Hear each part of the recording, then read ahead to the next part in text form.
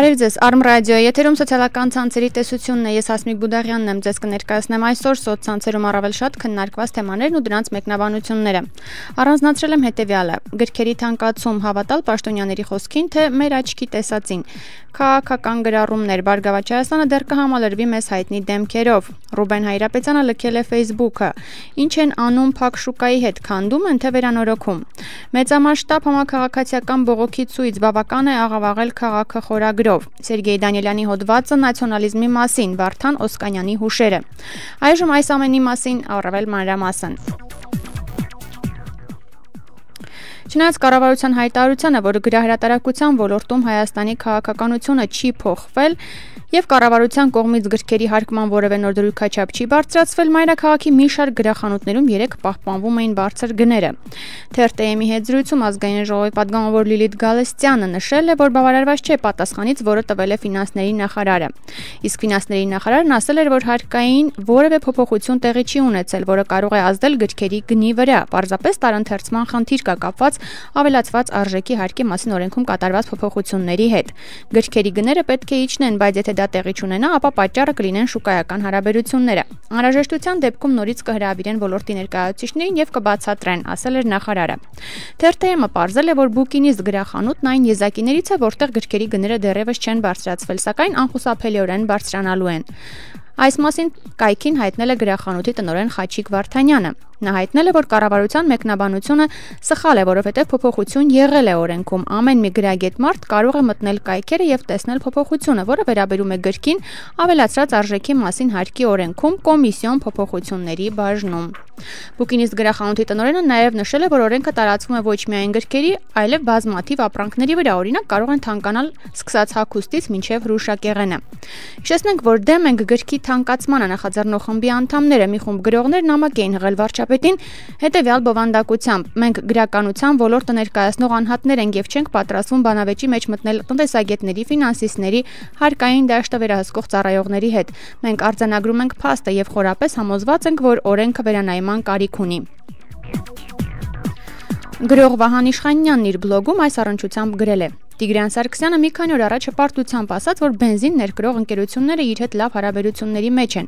Ուրեմն ինչի քաշվավ 1500 տարվա գրքի պատմություն ունեցող ժողովուրդը, վարչապետը լավ հարաբերություններ չունի գրահրատարակիչների ու ընթերցողների հետ, թե նրանց հետ ընդհանրապես հարաբերություն չունի։ Հետո էլ մտավորականները բողոքում են, թե ժողովուրդը գիրք չի առնում, ոնց առնի, որ կառավարությունը չի թողնում։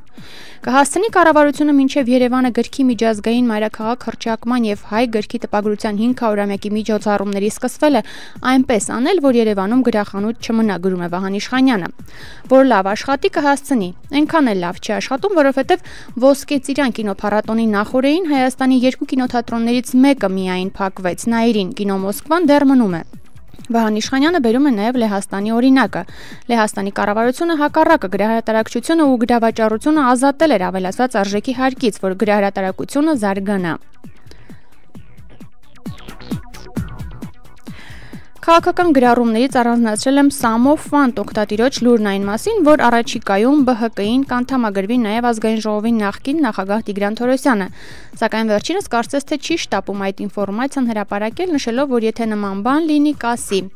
Հետաքրքիր են նաև բարգավաճական երիտասարդների ասեկոսեները, որոնք մեկ բան են փաստում, բարգավաճում կարդինալ փոփոխություններ են լինելու, ասվում է գրառման մեջ։ Բարգավաճ Հայաստանի պատգամավոր Վարդան Բոստանջյանը TRT-ին ասել է, որ ԲՀԿ համամասնական ցուցակը հագեցած կլինի առավել քաղաքական դեմքերով եւ այս առումով Վարդան Օսկանյանն ու Գուրգեն Արսենյանն առաջին ծիծեռնակներն են։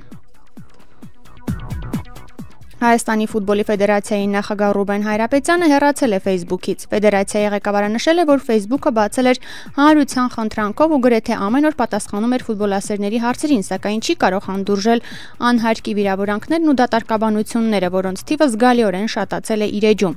Իսկ վերջին բանավեճը նրա էջում ծավալվեց, երբ նրան հարցրին դարպասապահի մասին եւ ֆեդերացիայի նախագահն էլ ասաց, որ Մելիք Սեթյանը չի խաղա։ Օգտատերերն էլ ասացին, որ դա պետք է մարզիչը որոշի։ Facebook-ում ինձ ամեն մարդ կարող է հարց տալ, ինձ հարց են տվել ու ես այնտեղ իմ կարծիքն եմ հայտնել։ Փորձում են ինչ-որ հոդվածներով նսեմացնել հավաքականի մարզչի փայլուն աշխատանքը։ Ես այդ գրողին շատ լավ գիտեմ ու գիտեմ, թե ինչ պատվեր է։ Նա մոռանում է, որ ի վերջո ես եմ որոշում, թե ով է գլխավորելու հավաքականը։ Ես երբեք չեմ միջամտել մարզչի աշխատանքներին։ Իհարկե, մենք խաղից հետո միասին քննարկում ենք տարբեր հարցեր։ Իհարկե, եթե մարզչին դուր գա Մելիքսեցյանի խաղը, ապա ես ինձ թույլ չեմ տա արգելել նրա մուտքը, պարզաբանել է Ռուբեն Հայրապետյանը։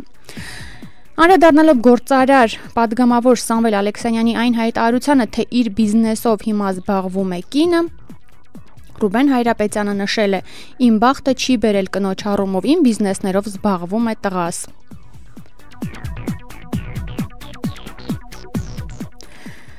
Մեկ շաբաթից Մեդիամաքս լրատվական գործակալությունը կգործարկի նոր հատուկ նախագիծ Երևան 20-րդ դար։ Նախագծի նպատակն է կայքի հատուկ բաժնում ներկայացնել 20-րդ դարի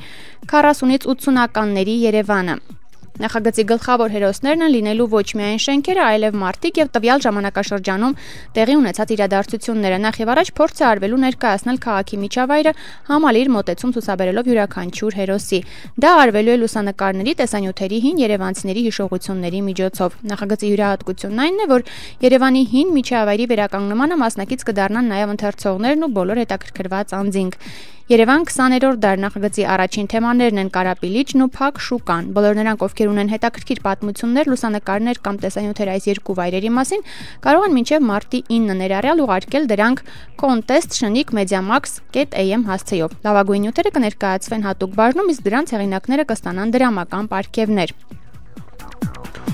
Իսկ մինչ այդ համացանցում տարածվել են լուսանկարներ, թե ինչպես են քանդվում Մաշտոցի Պողոտայի Փակ շուկայի կամարները։ Քաղաքապետ Տարոն Մարգարյանի Facebook-յան էջում Աննա Եղիազարյանն այս առիթով պարզաբանում է խնդրել, որին Երևանի քաղաքապետարանի տեղեկատվության եւ հասարակայնության հետ կապերի վարչության պետ Արթուր Գևորգյանը արձագանքել է այսպես. Հարցի մասին Երևանի քաղաքապետարանի պարզաբանումն արդեն եղել է, որում մասնավորապես նշել են, որ Փակ շուկայի տարածքում քաղաքապետարանը թույլատրել է կատարել միայն ներքին հարդարման աշխատանքներ։ Նշեմ նաեւ, վերոնշյալ աշխատանքների մեկնարկից հետո պարզվել է, որ անհրաժեշտ է կատարել նաեւ շինության հիմքերի ամրացման աշխատանքներ, ինչն էլ ըստ էության կատարվում է։ Ինչ վերաբերում է շուկայի շենքի քանդմանը կամ արտաքին տեսքի փոփոխությանը, ապա նշենք, որ Երևանի քաղաքապետարանը նման հայտ չի ստացել եւ բնականաբար նման խնդիր չի քննարկել։ Ավելորդ չենք համարում նաև նշել, որ շենքի սեփականատերը տարբեր լրատվամիջոցներով բազմիցս հավաստիացրել է, որ շենքը քանդելու կամ արտաքին տեսքը փոփոխելու մտադրություն չի ունեցել, ասել է քաղաքապետարանի ներկայացուցիչը եւ ավելացրել իր անձնական տպավորությունը լուսանկարներից։ Կարծում եմ ընդամենը ծածկի վերանորոգման աշխատանքներ են տարվում, ուրիշ ոչինչ։ Հիշեցնենք, որ ըստ մամուլում տարածված լուրերի շենքը գործարար Գագիկ Ծառուկյանից գնել է գործարար Սամվել Ալեքսանյանը։